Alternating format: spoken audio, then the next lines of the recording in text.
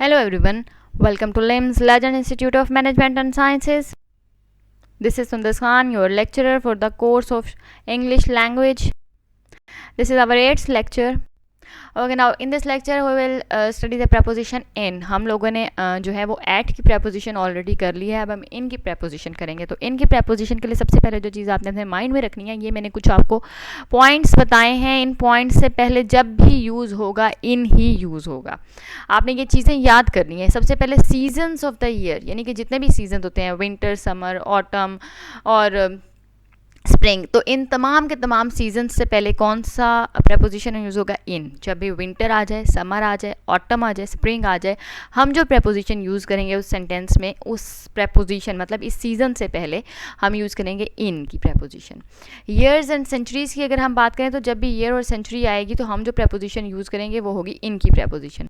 इनकी प्रेपोजिशन हम लोग यूज़ करेंगे वो किस तरह से, देखें जी. अगर हम लोग बात करें इन ईयर 2018, इन ईयर 2020, हम सेंचुरी की बात करें, 21st century, 20th century, 19th century, 18th century, 2018, in the 2018, in 2020, in 2022, तो इसका मीनिंग है जब भी ईयर और सेंचुरीज आएंगे उनसे पहले अगर हम लोगों ने कुछ लगाना होगा प्रेपोजिशन, तो वो प्रेपोजिशन होगी इन प्रेपोजिशन. अगर हम मंथ्स की बात करें कि कौन से मंथ, मतलब कि हम लोगों ने मंथ्स में जब भी मंथ्स आएंगे वो कोई, मतलब जो हमारे पास 12 मंथ्स हैं, तो उन 12 मंथ्स से पहले भी अगर हम लोगों को प्रेपोजिशन यूज़ करनी है तो वो प्रेपोजिशन होगी इन की प्रेपोजिशन. यहाँ पे मैंने आपको मार्च अप्रैल की एग्जांपल दिया, लेकिन 12 के 12 मंथ से पहले जब भी कोई प्रेपोजिशन आपको यूज़ करनी होगी तो वो प्रेपोजिशन होगी preposition of in. Parts of the day की अगर मैं बात करूं, अगर पार्ट्स ऑफ द ईयर की हम बात कर रहे हैं तो भी हम लोग जो प्रेपोजिशन यूज़ करेंगे वो होगी प्रेपोजिशन ऑफ इन. देखिए मैंने आपको लास्ट टाइम बताया था एट में कि हमने कहा था at the mid day, at the mid night, वो भी पार्ट्स ऑफ द डे थे. तो वो आपने याद रखने हैं कि वो वाले पार्ट्स ऑफ द डे जो हैं वो मिड डे, मिड नाइट और जो वट एवर होते हैं वो उनके साथ एट आ रहा है. और यहाँ जो पार्ट्स ऑफ द डे हैं वो in the morning, in the evening, in the afternoon, तो इनके साथ आप लोगों ने जो प्रेपोजिशन लगानी है वो लगानी है इन की प्रेपोजिशन. अगर हम ईयर्स की बात करें तो इन 5 ईयर्स कर लें, 10 ईयर्स कर लें, 2 ईयर्स कर लें, तो हम इनकी प्रेपोजिशन लगाएंगे. या अगर हम लोग पार्ट्स ऑफ द डे को इस तरह से भी डिवाइड कर सकते हैं, टाइम अगर ने बताना है तो इन एन आवर, इन 2 आवर्स, तो हमने इस जगह पर भी मीन्स के preposition of in he use करना है.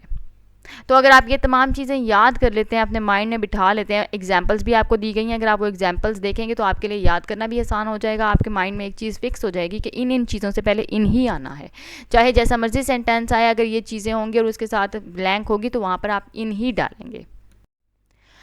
अब यहाँ पे आपको एग्जांपल दिए, जैसा मैंने आपको बताया था, in the morning, in the evening, in the afternoon, तो यहाँ पर आप लोग प्रेपोजिशन ऑफ इन यूज़ करेंगे. मैंने आपको एग्जांपल देके बताया कि I drink coffee in the morning. इस तरह से आपको याद रहेगा कि इन द मॉर्निंग में आपने लगाना है, यानी मॉर्निंग में जब हम बात कर रहे हैं तो हमने इन लगाना है. अगर हम इवनिंग की बात करें, we have dinner in the evening. Afternoon की बात करें तो I study English in the afternoon.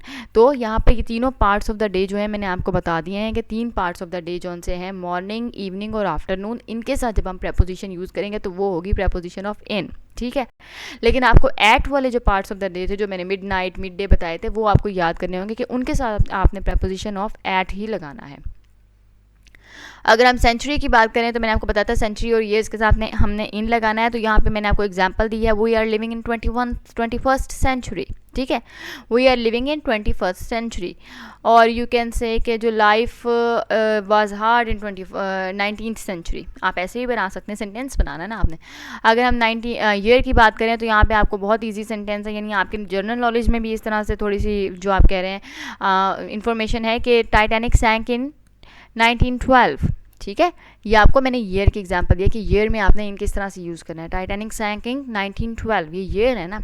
अगर हम ये मतलब मंथ की बात करें तो माई बर्थडे इज़ इन मार्च और दिसंबर और अप्रैल और वट एवर मंथ में भी आपने इन ही लगाना है. अगर अब हम सीज़न की बात करें तो सीज़न आपको स्प्रिंग दिया गया. स्प्रिंग में क्या है, there are many flowers in the spring. Means के आपने जो सीजन्स आएंगे वो सीज़न स्प्रिंग है, समर है, ऑटम है, वट एवर इट इज़, आपने उसके साथ इन ही लगाना है. यहाँ पे समर की भी एग्जांपल है, we go to beach in summer, यहाँ पे भी इन ही लगाया गया है. अब अगर देखें, मैंने आपको पहले 1912 कहा था, वो जस्ट 1912 था, ईयर था. अब यहाँ पे 1920s है. अब ये देखें, life was difficult in 1920s. Life was difficult in 1920 20s, यहाँ पे मैंने 20s की भी एग्जांपल दी कि अगर एस भी साथ लगा होता है तो भी आपने जो एक साथ यूज़ करना है प्रेपोजिशन, वो प्रेपोजिशन ऑफ इन होगा। अगर हम मतलब टाइम ऑफ द डे की बात करें, यानी पार्ट्स ऑफ द डे में अगर हम टाइम की भी बात करें, तो वहाँ पे अगर हम एन और 2 आवर्स की बात करें तो यहाँ पे भी एग्जांपल है the meeting starts in 2 hours या meeting starts in an hour. इस तरह मीन्स कि अगर आपने इन एन आवर लगाना है अगर तो भी आपने इन लगाना है, अगर आपने 2 आवर्स लगाना है, 4 आवर्स लगाना है तो भी इन 2 आवर्स, इन 4 आवर्स, इन 5 आवर्स। आप इस तरह से टाइम के साथ भी जब आप उसको पार्ट ऑफ द डे बना के यूज़ करें तो आपने इन की प्रेपोजिशन ही यूज़ करनी है। अगर हम आपको मतलब टाइम दे रहे हैं 2 डेज़ का, 4 डेज़ का, 10 डेज़ का, तो यहाँ पे 2 आप बेशक ना लिखें, 10 लिख लें, 12 लिख लें, जो मर्ज़ी आपको सूट करे। तो डेज़ में मतलब जब हमने डेज़ को यूज़ करना होगा, she will be here in 2 days, जब हमने डेज़ को यूज़ करना है तो भी हमने 2 इसके साथ जो है वो इन की प्रेपोजिशन ही लगानी है। अच्छा, अब ये जो है कोई कुछ सिंपल से वर्ड्स हैं, कुछ सिंपल सी जगह हैं जिनके साथ आपने प्रेपोजिशन ऑफ इन जो है वो आपने लगानी है। मीन्स कि इनके साथ मैंने आपको सेंटेंसेस दे दिए हुए, लेकिन आपने इन तमाम वर्ड्स के साथ जो है वो प्रेपोजिशन ऑफ इन जो है वो यूज़ करनी है। अगर हम बेड करें, शी इज़ इन बेड, या आप कह सकते हैं इन द बेड, या आप कह सकते हैं the cat is sleeping in the bed, या आप कह सकते हैं she is laying in her bed. ठीक है ना। हॉस्पिटल की बात करें, she is in the hospital, she is admitted in the hospital, ये भी आप सेंटेंस बना सकते हैं easily. Prison, she is in prison, और आप कह सकते हैं she is serving her sentence in prison, ये भी आप सेंटेंस बना सकते हैं इस तरह से। मतलब आपने प्रिजन के साथ भी इन ही लगाना है। ये कुछ आपको मैंने कहा ना, आपको कुछ मैंने चीज़ें बताई हैं जिनके साथ आपने स्पेसिफिकली जो प्रेपोजिशन यूज़ करनी है वो प्रेपोजिशन ऑफ इन ही होगा। और अगर आप लोग ये याद कर लेते हैं तो आपके लिए कोई भी क्वेश्चन जो है वो सॉल्व करना, मतलब प्रेपोजिशन से रिगार्डिंग, आपको पता होना चाहिए एट कहाँ कहाँ लगता है, आपको पता होना चाहिए इन कहाँ कहाँ लगता है, और उसके बाद आपके लिए कोई भी ब्लैंक सॉल्व करना है या MCQs जो सॉल्व करना है वो बहुत ईजी हो जाएगा। स्ट्रीट, इन द स्ट्रीट, अच्छा जी, इन द मिडल, हमने इन आपको याद होगा मैंने आपको कहा था at the beginning of, at the end of, यहाँ पे देखें मैंने यहाँ पे इन लगाया हुआ है। अब यहाँ पे एक चीज़ जो आपने समझनी है वो ये है कि जब हमने ऑफ लगा होगा ना, एट द, जब हमने लगा होगा द बिगनिंग ऑफ लगा होगा तो वहाँ एट आएगा, एट द बिगनिंग ऑफ। लेकिन जब ऑफ नहीं है, यहाँ पे कुछ नहीं है, इन द बिगनिंग है और इन द एंड है, तो फिर यहाँ पे मतलब द बिगनिंग या द एंड करें तो उसके साथ फिर इन द बिगनिंग और इन द एंड लगाएंगे। लेकिन अगर द बिगनिंग ऑफ है, द एंड ऑफ है, तो फिर वहाँ पे एट आएगा, at the beginning of, at the end of. तो फिर आपने ये चीज़ जो है ये याद रखनी है कि जब ऑफ होगा बिगनिंग और एंड के साथ तो वहाँ पे आपने एट लगाना है, जब ऑफ नहीं है तो फिर आपने इन द बिगनिंग और इन द एंड लगाना है।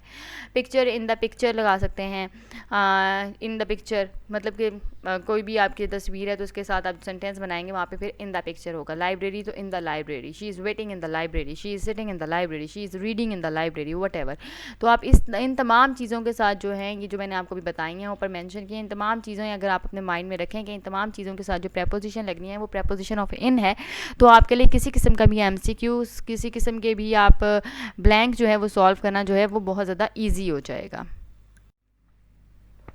ओके, नाउ हम प्रोनाउंसिएशन की बात करेंगे। प्रोनाउंसिएशन मैं आपको पहले ही बताती रही हूँ और आज भी मेरा यही है कि मैं आपको कुछ वर्ड्स ऐसे बता दूँ जो कि आप लोग अपनी डेली रूटीन में यूज़ करें, ताकि इनको जैसे ही जिस तरह से आप ज़्यादा से ज़्यादा अपने यूज़ में लाएंगे, अपने माइंड में बिठाएंगे, और जो आप वैसे वर्ड्स यूज़ कर रहे हैं उनकी जगह आप इनको यूज़ करें। प्रोनाउंसिएशन में जो वर्ड्स मैं आपको बता रही हूँ, जिस तरह से प्रोनाउंस करना बता रही हूँ, उनको वैसे प्रोनाउंस करें।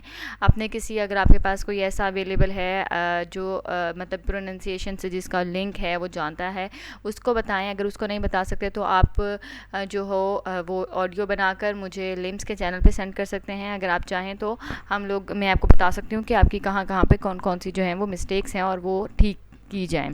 क्योंकि बेटा जब तक आप लोग यूज़ नहीं करेंगे ना आप वर्ड्स को अपनी नॉर्मल रूटीन में, जब तक आप लोग वर्ड्स यूज़ नहीं करेंगे, जिस तरह से आपको कहा गया है कि इनको इस तरह से प्रोनाउंस करके यूज़ करें, आप शाय रहेंगे, आप उनको यूज़ नहीं करेंगे। हालांकि आपको पता है आप यूज़ कर सकते हो, लेकिन आप नहीं यूज़ करोगे, तो तब तक आपका जो कॉन्फिडेंस है, तब तक आपका जो एक आप अपना एक लेवल जो क्रिएट कर सकते हैं, जिस लेवल पर अभी आप हैं, यहाँ से ही आप अपना स्टार्टिंग अगर लें तो आपका लेवल जो है कुछ टाइम बाद अगर आप इनको फॉलो करें, जो आपको की पॉइंट्स बताए जा रहे हैं, तो बहुत अच्छा होगा। लेकिन अगर आप शाय रहेंगे और आप उसको फॉलो नहीं करेंगे तो फिर ये तमाम जो हैं आपकी मतलब बताने का, की पॉइंट्स बताने का, आपको वर्ड्स बताने का कोई फ़ायदा नहीं होगा। जब आप इन चीज़ों को फॉलो करते हैं तो ही आपका जो है एक लेवल जो है वो इंक्रीज़ होता है, आपकी जो एक स्पीकिंग पावर है वो डेवलप होती है, आप लोगों को फ़ायदा होता है। आप लोग कहीं जाके कोई बात करने से घबराएंगे नहीं, कॉन्फिडेंस से बात करेंगे, क्योंकि आप लोग डेली रूटीन में वो चीज़ करते रहे हैं। तो इन चीज़ों को डेली रूटीन में ऐड करें, ये वर्ड्स जो हैं डेली रूटीन में इनको यूज़ करें। यही वर्ड्स हैं 5 वर्ड्स जो कि मैं आपको इनके आपकी वोकैबुलरी में भी बताऊँगी, इनके मीनिंग्स आपको बताऊँगी, और यही वर्ड्स हैं जो हम प्रोनाउंस भी करेंगे, ताकि आपको वोकैबुलरी में भी आप इनको ऐड कर सकें और इनको प्रोनाउंस भी आपको करने का तरीका आ जाए कि आपने इनको किस तरह से वॉइस करना है, आपने इनको किस तरह से स्पीक करना है। तो फर्स्ट इज़ एम्बिडेक्स्ट्रस। एम्बिडेक्स्ट्रस, देखिए यहाँ पे हालांकि एम है लेकिन हम इसे एम्बिडेक्स्ट्रस करके हम स्पीक करें, हम एम्बिडेक्स्ट्रस नहीं कर रहे, हम यहाँ पे एम्बिडेक्स्ट्रस हम ए और ई दोनों का साउंड यहाँ पे प्रोड्यूस कर रहे हैं। एम्बिडेक्स्ट्रस इस तरह से आपने इसे प्रोड्यूस करना है। नेक्स्ट है, अब आप इसे फिर एनिमोसिटी नहीं करेंगे, एनिमेसिटी। यहाँ पे एनिमेसिटी मीन्स के दोबारा ए और ई का ही साउंड है जो आएगा, एनिमेसिटी। इस तरह से आपने इसे प्रोड्यूस करना है, एनिमोसिटी नहीं, एनिमेसिटी। यहाँ पे ओ आपने इतना ज़्यादा जो है उसके ऊपर फोकस नहीं करना है, एनिमेसिटी। इस तरह से आपने इसे प्रोड्यूस करना है। नेक्स्ट इज़, ये जो वर्ड है इसका मीनिंग भी आपको भी पता लग जाएगा कि इसका मीनिंग क्या है, एंटीडिलोवियन।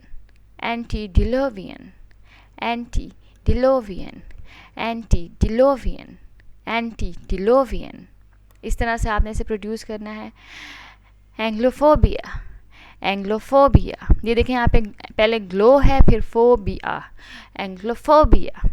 एंग्लोफोबिया। ये मैंने लिखा भी इसलिए है साथ साथ जो इसकी फोनेटिक ट्रांसक्रिप्शन है, ताकि अगर आप लोगों को बोलने में मसला हो रहा है तो आपको देख कर पता चल जाएगा कि आपने इसको किस तरह से प्रोड्यूस करना है। एंग्लोफोबिया।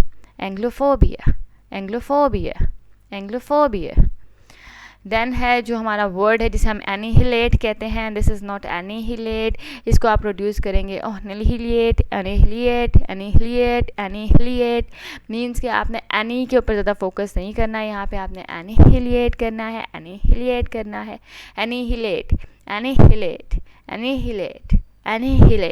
एनिहिलेट। इस तरह से आपने प्रोड्यूस करना है, एनिहिलेट। इस तरह से आप प्रोड्यूस करेंगे तो आपके लिए अब आपने क्या करना है, आपने इन वर्ड्स को प्रोड्यूस करना है, आपने इनको यूज़ करना है अपनी डेली रूटीन में। नेक्स्ट, वोकैबुलरी में आपको ऑलरेडी बता चुकी हूँ कि आपको वोकैबुलरी के लिए वही वर्ड्स मैंने यूज़ किए थे जो प्रोनाउंसिएशन के लिए, ताकि आपको उनके मीनिंग के साथ साथ उन्हें किस तरह से प्रोनाउंस करना है आपको ये भी आइडिया हो जाए। तो हमारा फर्स्ट था एम्बिडेक्स्ट्रस।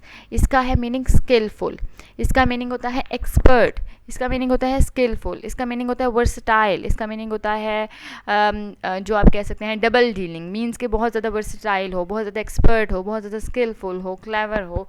क्लेवर तो वैसे कम आता है मीनिंग, ज़्यादा इसका स्किलफुल, एक्सपर्ट, वर्सटाइल इस तरह के मीनिंग्स में आते हैं। तो आप नेक्स्ट टाइम जब भी आपने स्किलफुल या एक्सपर्ट का वर्ड यूज़ करना होगा तो उसकी जगह आप लोग उसे रिप्लेस करेंगे वर्ड एम्बिडेक्स्ट्रस के साथ, और आप उसको एम्बिडेक्स्ट्रस को यूज़ करेंगे स्किलफुल की जगह या एक्सपर्ट की जगह। अब आप इसको यूज़ करेंगे तो ये आपके माइंड में फिट रहेगा। Next is anglophobia. इसका मीनिंग है डिसलाइक। हम लोग डिसलाइक, हेट्रेड जो है ये वर्ड्स हम लोग जो हैं वो हम यूज़ करते रहते हैं। तो अब आप लोग डिसलाइक की जगह, डिसफेवर की जगह, एलर्जी की जगह या अवेयरनेस की जगह जो है एंग्लोफोबिया का वर्ड्स यूज़ करें। तो ये आप लोगों के माइंड में ये भी जो है ये आपके माइंड में जो है वो सेट हो जाएगा, क्योंकि डिसलाइक तो हम यूज़ करते हैं, हम लोग हेट्रेड भी यूज़ करते हैं, हम लोग एलर्जी भी यूज़ करते हैं, हम डिसफेवर भी यूज़ करते हैं। तो अगर हम उसकी जगह ये वर्ड यूज़ करना स्टार्ट कर जाएँ जो एक न्यू वर्ड है एंग्लोफोबिया, तो ये आप लोगों के लिए ईजी रहेगा। मीन्स कि आपको देखें, जब आप कोई चीज़ राइट करते हैं ना तो आपकी वोकैबुलरी अच्छी होगी तो ही आपके लिए राइटिंग अच्छी हो जाएगी। तो आपकी वोकैबुलरी इंक्रीज़ करने की कोशिश कर रहे हैं ताकि आपकी जो राइटिंग है वो ऑटोमेटिकली इंक्रीज़ हो जाएगी, मतलब अच्छी हो जाएगी। Next is animosity. इसका मीनिंग होता है हेट्रेड। आप लोगों को ये भी मैं बता चुकी हूँ कि जो हम लोग वर्ड है हेट्रेड इसका मीनिंग कर लें आप, या फिर आप लोग जो इसका मीनिंग आप कर सकते हैं इल विल, या फिर आप होस्टाइल भी कर सकते हैं, अनफ्रेंडलीनेस इसका मीनिंग कर सकते हैं। तो हम unfriendliness, hostile, ill will, hatred ये तमाम यूज़ करते रहते हैं। तो नेक्स्ट टाइम आप इनकी जगह यूज़ करें एनिमोसिटी। मो नहीं है, एनिमोसिटी, ठीक है ना, एनिमोसिटी। ओ के ऊपर ज़्यादा फोकस नहीं करना, आपने एनिमोसिटी करना है, ठीक है। Next is annihilate. एनिहिलेट का अगर मतलब एनिहिलेट का हम लोग वर्ड यूज़ करें, एनिहिलेट, तो इसका मीनिंग होता है डिस्ट्रॉय करना, कंप्लीटली किसी चीज़ को ख़त्म कर देना होता है एनिहिलेट का मीनिंग। तो इसकी जगह हम लोग यूज़ करें डिस्ट्रॉय कर लेना, डेवस्टेट कर देना, डेमोलिश कर देना, स्मैश कर देना। तो हम लोग स्मैश, डेमोलिश, डिस्ट्रॉय और जो है डेवस्टेट की जगह हम लोग एक ही वर्ड यूज़ कर सकते हैं एनिहिलेट, एनिहिलेट, एनिहिलेट, एनिहिलेट। मतलब अगर हमने डेवस्टेट यूज़ करना तो हम एनिहिलेट का वर्ड यूज़ कर सकते हैं। अगर हम लोग डिस्ट्रॉय यूज़ करना है तो भी हम एनिहिलेट का वर्ड यूज़ कर सकते हैं। तो आप लोग इसको इसके साथ रिप्लेस कर दें। Next is एंटीडिलुवियन।